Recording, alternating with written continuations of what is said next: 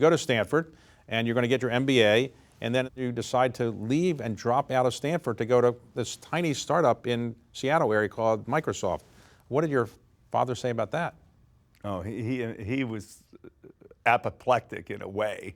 I mean, he didn't try to stop me, but I remember when I called home and my dad said, "What the heck is software?"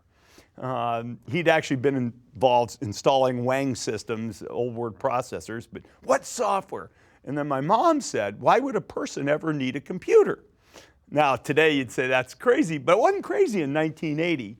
But they said, okay, we hear you, we hear you. If it doesn't work out, you go back to business school, right? I said, right.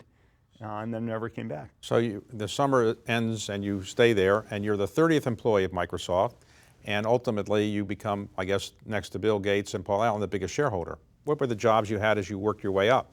Well, I started out as assistant to the president. I was Bill's assistant, basically. Chief cook and bottle washer. So I set up the accounting, which there was some, but we needed to professionalize. I was the HR department. I hired everybody. When IBM came the first time about their personal computer, I became the kind of salesman on IBM. Why? I knew how to wear a tie.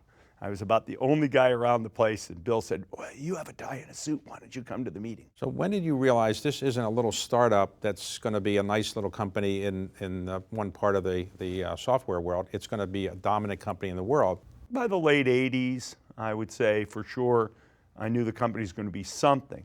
I remember when Andy Grove, who ran Intel, said, "Someday there'll be 100 million computers a year sold."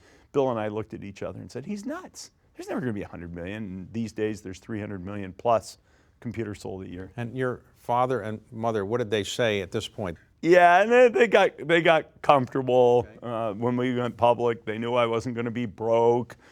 Bill actually offered me a decent starting salary. It was either 40 or 50 grand. I can't remember, which looked good in that day and age. So they knew that was a good choice. Now, my dad still had a little skepticism. There were all these people, and there was nothing physical. You could get what do all these people do? There's no product. What do they all do? So that was a confusing point. I mean, he's a smart guy, but he'd always ask me that every time we went through the campus.